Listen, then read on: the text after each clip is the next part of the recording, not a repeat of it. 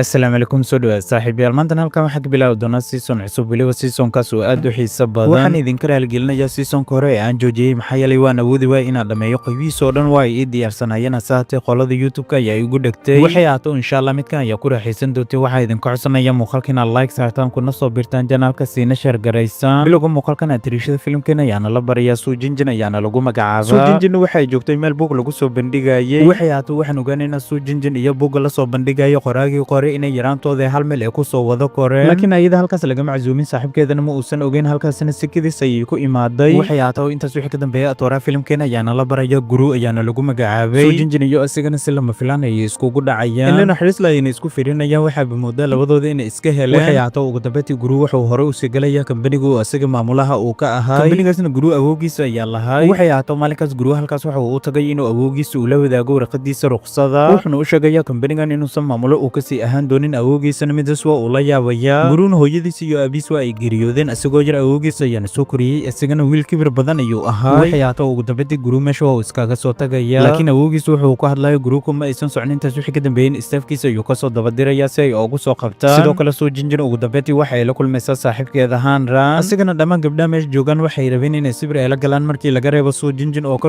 dhuudhuumanaysay waxay noqotaa halkaas waa la isku dagaalaya intaas wixii ka dambeeyeen hanran meesha waa uu iskaga tagaya asigoonan buug saxiixin buugyaashay ka mid ahay buugyaasha koobiga ayay nasiib u helaysaa mid ka mid ah inay hesho laakiin nasiib xumo halkii buug ee koobiga ahay waxa aagii istaagayaan guru kuwii loo soo diray ayadana midaas way u dulqaadan weynaysaa wayna xanaaqaysaa intaas wixii ka dambeeyeen waxay bilaabaysaa inay la dagaalanto dhab ahaantiina suujinji waxay ahayd dagaaliyaan aad u xirfad badan waxaana dhicisu gebi ahaanba kuwii loo soo diray guru inay dhulka ay la jirto dhammaantoodana ee garaacdo kuwii ay garaacaysay mid ka mid ah ayayna sanka ku dhufanaysaa isagana dhiig ayaa ka imaanayo suujinjina marka ay aragto dhiigga iyada ayaa suuxayso wixii intaas ka dambeeyeen guru iyo darawalkiisa ayaa isbitaal keenayaan ayagana waajibaadkii saarnay waa ay guteen intaas wixii ka dambeeyeen waa ay ka soo tagayaan waxay ahaato guru darawalkiis waxa uu arkaya gabadhan inay ku aboon tahay mudanihiisa guru wuxuuna ku dhahayaa kabaran iyada haddii ay staafku u noqoto maxaa yeelay waa dagaaliyaan farta ka xiran wayna ku anfacaysaa adiga waxay noqotaa guru fikirkaas xoogaa wuxuu la noqonayaa fikir aad u wanaagsan maalinka xigan waxaan ogaanaynaa suujinjin aabaheeda inuu yahay macalin dadka karatayga baro dhab ahaantiina xirfadan dagaalka gabadhiisa isaga ayaa baray waxay noqotaa ugu dambeydii guru iyo staafkiis waxay imaanayaan suujinjin guriga ee degan tahay guruna wuxuu ku socday fikirka uu la wadaagay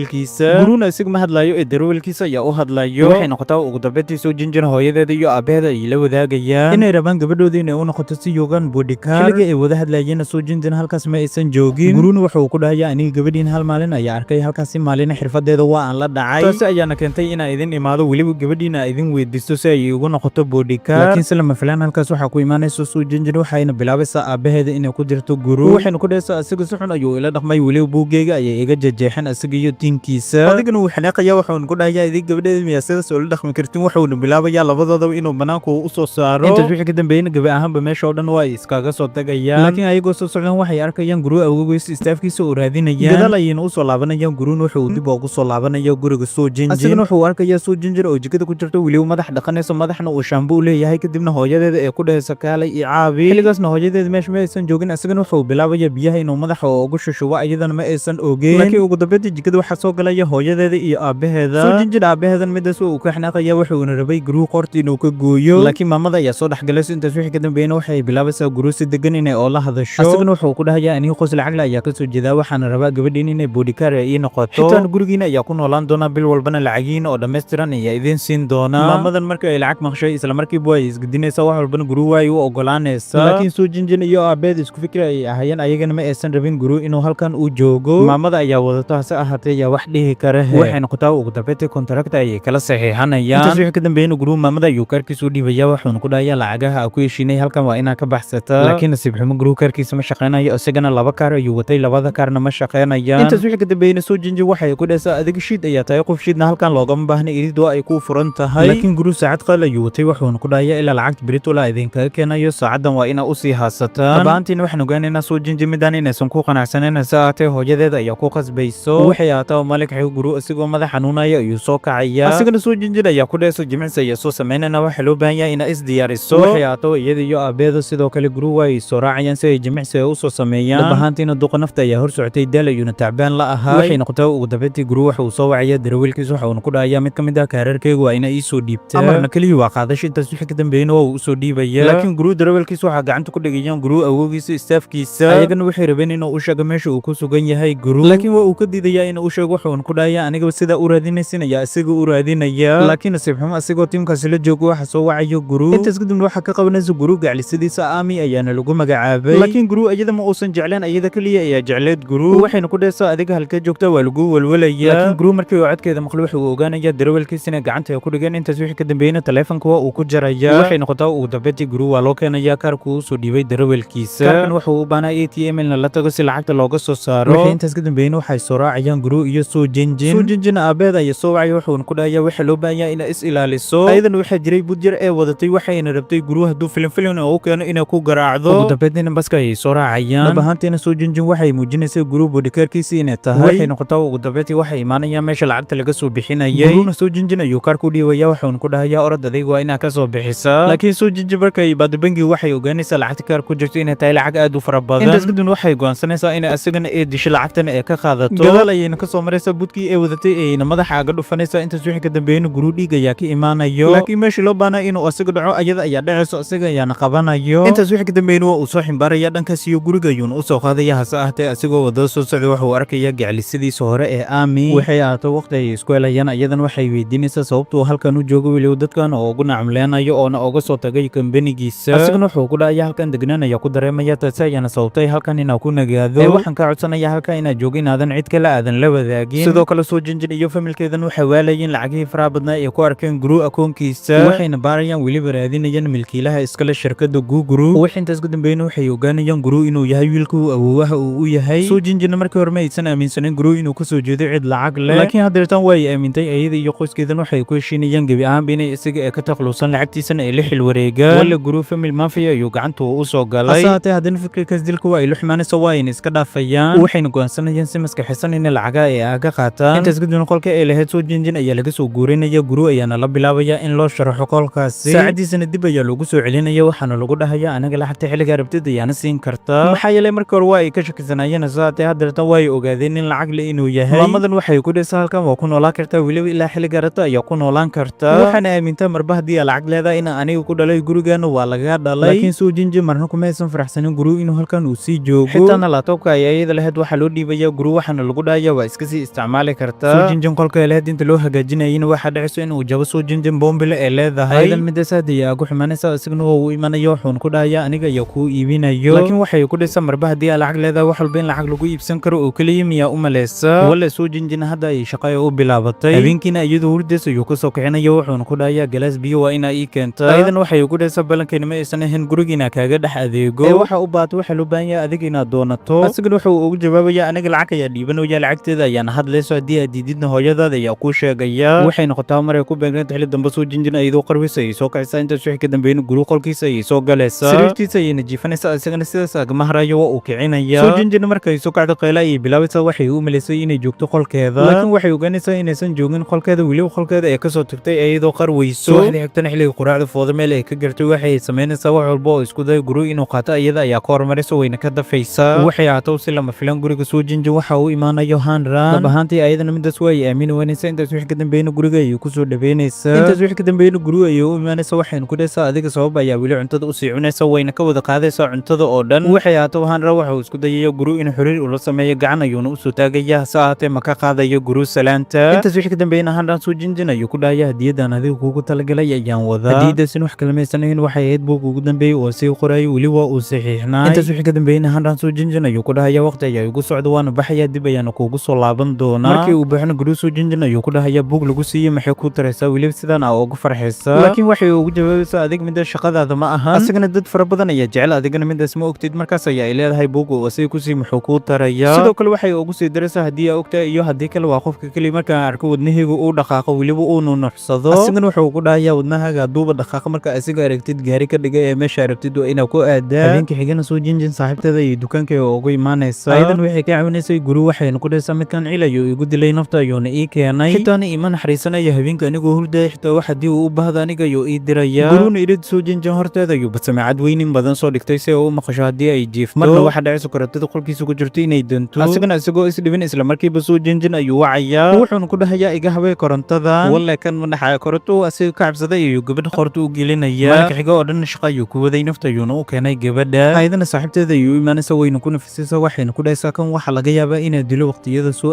aadan maxaa yeelay nasiinada xitaa waa uu ii diiday waxay noqotaa ugu dambeyntii guruu magaalada ayuu soo aadayaa hore ayuuna soo jinjin u soo wadanaya wuxuuna rabay shoobin inuu soo samaysto soo jinjin waxay ahayd qofta keliya ee isteel ka saxayso sidoo kale ayadana waa uu u naxariisanaya isteelka ayuuna ka soo saxaya laakiin mar waxaa dhacayso soo jinjin iyadoo filanaynin qof inuu ku kordhaco ayadana waxay jibinaysaa dhagax meesha yaalay weliba qaali ahaa guruuna wuu naxaya maxaa yeelay dhagax ay jibisay qaali ayuu ahaa niyada ayuuna ka dhahayaa walatan inaad soo wadato ma aysan wanaagsaneen waxay aaduu ugu dambeyntii arrinkaas waa uu soo xalinaya meeshan waa iskaga soo tagayaan meel maqaaci ayayna imaanayaan isagana wuxuu dhahayaa aniga ma laga yaabo sidaan inaa kaaga haro muuqaal caddan ayaana ka duwanaya muuqaalka sidii ay iswaashan waalidiintaada ayaa tusi doonaa ayadan midaas qasab ayay ku noqonaysaa ugu dambeyntiina muuqaalka ayuu ka duwanaya muuqaalkana qaybtiisa koowaadna halkan ayay inoogu egtahay waxaa kaa codsanaya muuqaalka inaad like sarto sina sheergarayso kuna soo biirto janalka intaan ka kulmanana muuqaalkan muuqaalka xiga nabada